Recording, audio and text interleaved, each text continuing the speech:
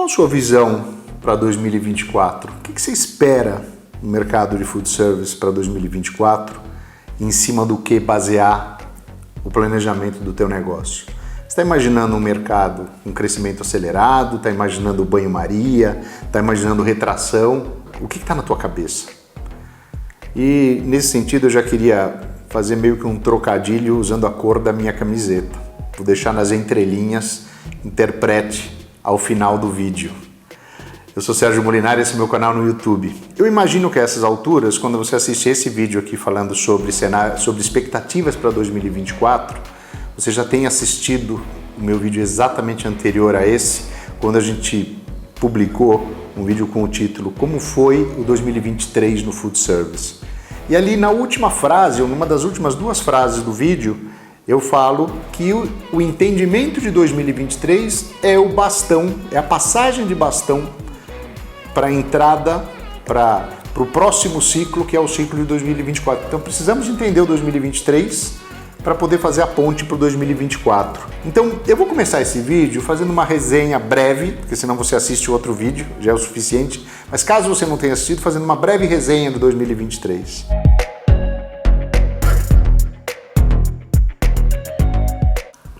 Expectativas para o ano 2023, elas foram deteriorando um pouquinho ao longo do tempo, então desde novembro de 2022, passando para março de 2023, chegando ao final de 2023. O ano lentamente foi regredindo e só não foi pior porque teve um primeiro trimestre com crescimento bem expressivo. O que aconteceu de uma forma geral? Crescimento do mercado em termos reais na casa de 2%, é mais ou menos assim que a gente deve terminar o ano de 2023, ressalvando que a gente nesse momento está gravando esse vídeo falando tanto de 2023 como de 2024 nos primeiros dias de novembro ainda de 2023.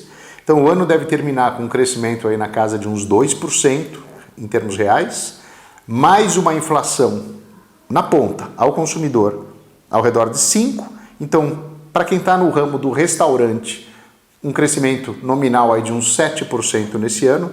Se foi um pouquinho melhor, 8%, se foi um pouquinho pior, 6%, mas não é muito diferente como ideia de grandeza de um crescimento aí na casa de uns 7%.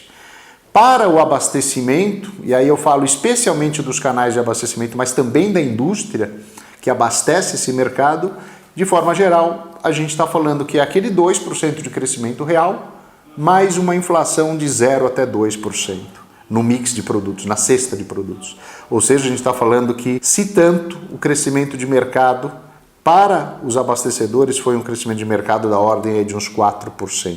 Ou seja, um crescimento bastante tímido, dado que, diferente de um cenário de pandemia que teve um fator exógeno gigantesco, não controlável para cair, a gente deveria esperar um crescimento habitual acima de PIB no food service. Mas aí um monte de coisas concorreram para que esse crescimento não viesse. Então, fazendo uma listinha rápida, sem entrar no detalhe: instabilidade econômica e política no Brasil e no mundo, cenário de guerra, PIB que cresceu razoável, mas muito puxado pela agropecuária, que impacta pouco no food, estabilidade do nível de emprego e um pequeno crescimento na renda da população, entretanto não suficientes para gerar um aumento de renda disponível para o consumo, porque as famílias estão mais endividadas do que nunca.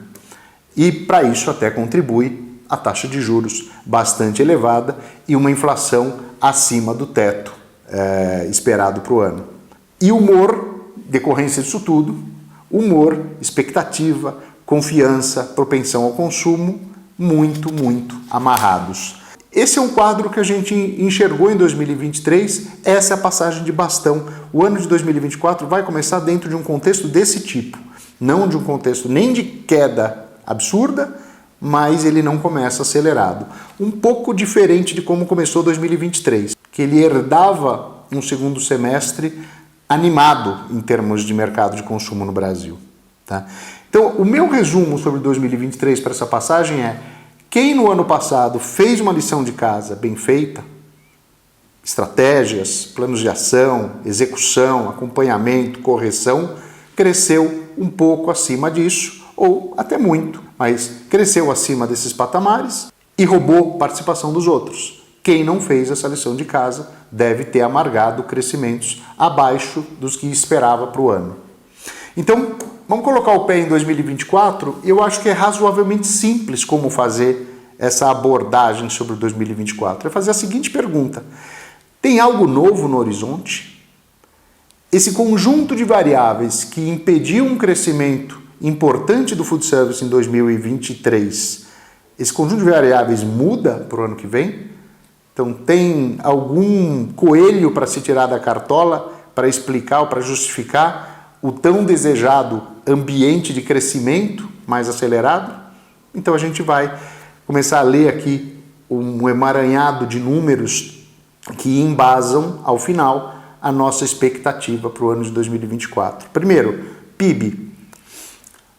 Um PIB que é hoje previsto, um crescimento de PIB para o ano que vem, na casa de 1,5%, a gente não trabalha com essa expectativa. A gente vai falar outra vez em novembro de 2024 para ver se a gente tinha razão. A gente trabalha com um crescimento do PIB muito mais na casa de 2 do que na casa de 1,5 ou abaixo. Então a gente até trabalha com um PIB um pouco melhor do que se prevê hoje, relatório Focus do Banco Central, por exemplo. Ainda assim, um PIB muito puxado pela agropecuária novamente, um PIB ainda comprometido quando eu olho o consumo de família, quando eu olho o comércio, quando eu olho os serviços. Vou nem falar da indústria, que já perdeu tração em termos de crescimento há algum tempo, e a gente não enxerga ambiente para recuperação em 2024. Então a gente vê o PIB nesse contexto, a gente vê uma inflação que deve ceder mais 0,5 a 1 ponto no ano que vem em relação a esse ano.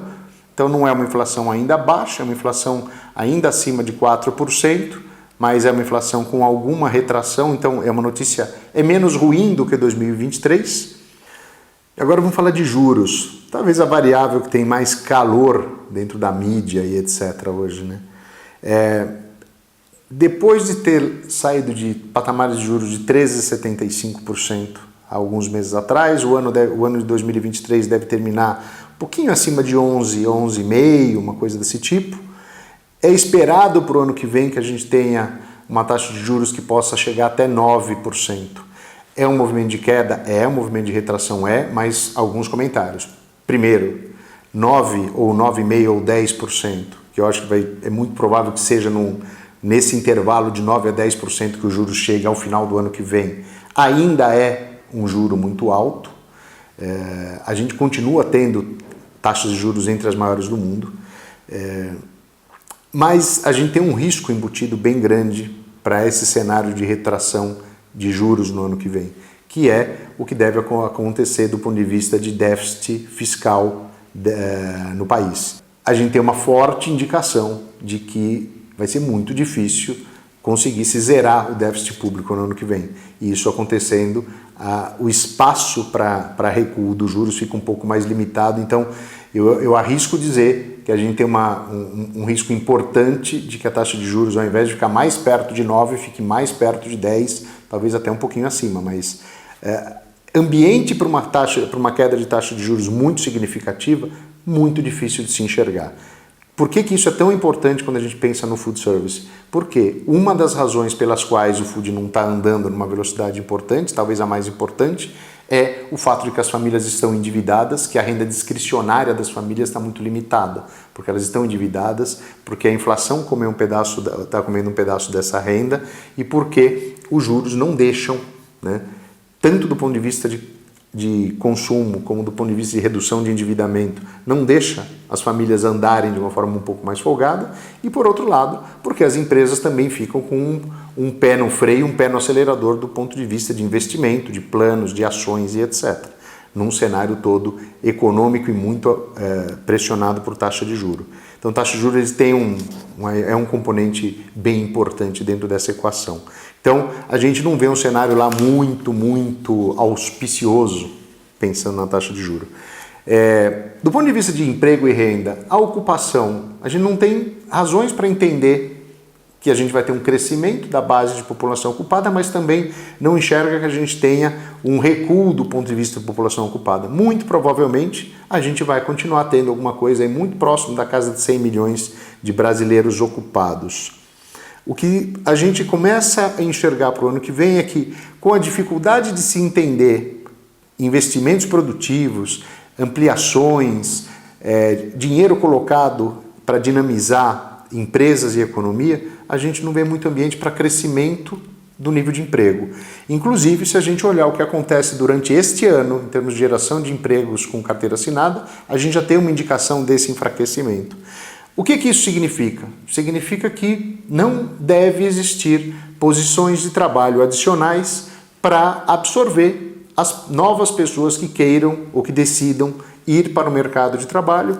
Tem uma expectativa aí nossa de que a taxa de desemprego, a taxa de desocupação possa até subir alguma coisinha por conta disso, acima dos 7,9 que a gente encontra nesse momento do ano aqui em 2023. Então, a questão de emprego, estabilidade, mas uma estabilidade com um certo amargo na boca. Do ponto de vista de renda, sim, a gente deve continuar tendo algum crescimento, em parte por conta de dissídios, em boa parte por conta de a gente ter uma desocupação baixa, né, esse 7,9%, que normalmente proporciona um ambiente de trocas de emprego com salários melhores, alguma elevação da qualidade do emprego. E isso normalmente proporciona um pouco mais de renda. Então, a renda deve continuar sendo um motorzinho aí que melhora um pouquinho a situação dessa combinação emprego-renda. Por outro lado, a gente não tem razões para vislumbrar redução do endividamento das famílias, que significa que a gente não deve enxergar espaço para um aumento da renda discricionária, aquela renda livre de compromissos, que é o que, em grande parte, impulsiona o nosso mercado de alimentação fora do lar ou o food service. Então, a gente continua tendo um cenário muito parecido com o de 2023. A soma disso tudo leva a gente para qual visão, e aqui é a amarração de tudo isso? Um crescimento que a gente considera na casa de uns 3%, um cenário possível para o ano que vem.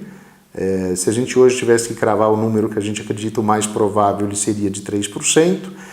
Não é pessimista, né? Lembra que eu falei da cor da camiseta? Eu acho que ele é um cenário mais moderado e vai depender de alguma variável que não está sob o nosso controle para imaginar, que não está sob o nosso controle e nova para imaginar um quadro muito diferente disso. Então, se eu agora trouxer a inflação para o jogo, uma inflação que provavelmente vai ficar numa casa aí muito perto de 4% ou 5%, e, oxalá, a gente não deve ter mais um cenário de deflação de preços. A grande parte dessas correções de preços já aconteceram ao longo desse ano de 2023. 3% aproximadamente de crescimento real, mais 4 ou 5% de inflação, a gente está falando de um mercado que deve crescer até 8%. Pode chegar em 9%? Pode chegar em 6% ou 7%? Pode. E aí fica uma preocupação minha, quase com um compromisso que a gente tem há muitos anos com o empresário, que é, pelo bem ou pelo mal, ou pelo banho-maria, pelo neutro, a gente tentar ajudar o empresário a calibrar expectativas para o ano. E o que sai de uma boa calibragem de expectativas para o ano que vai começar? Sai um raciocínio que é: eu quero crescer tanto, o ambiente de crescimento de mercado é tanto.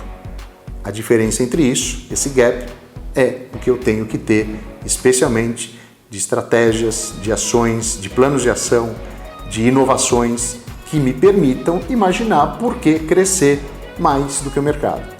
E voltando para uma figura que eu já uso historicamente há muitos anos em cenários como esse que a gente vai viver em 2024, o tal do jogo de rouba-monte vale mais do que nunca. E é assim que eu gostaria de inspirar o seu pensamento para o ano que vem. Boa sorte!